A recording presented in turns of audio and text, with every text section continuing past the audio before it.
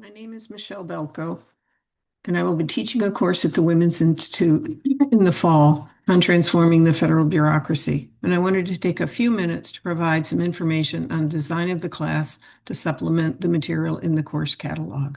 To gain a perspective on the topic, we can look to 1980, when the nation was suffering from high inflation and high unemployment. President Reagan promised to reverse the course by transforming the federal bureaucracy, budget reform, budget rescissions, and tax cuts.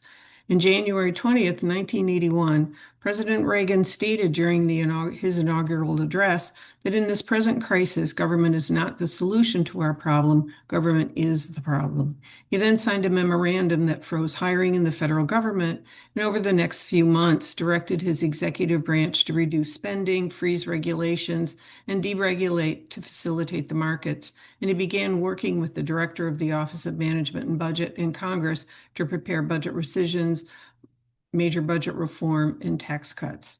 So President Reagan was not the first, and as we saw in 2025, he was not the last to make it his mission to transform the federal bureaucracy.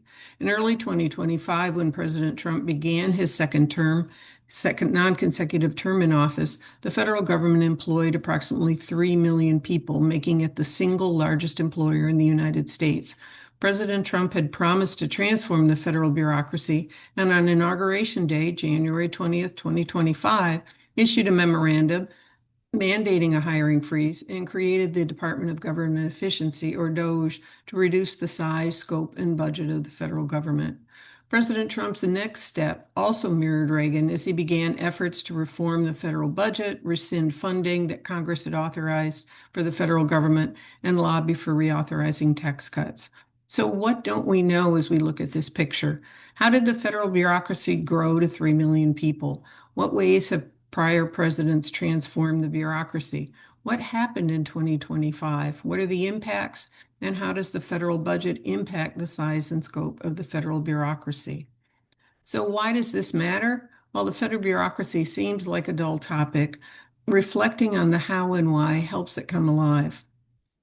Also, it matters because shock and awe, making sense of what happened and what continues to happen in the federal government.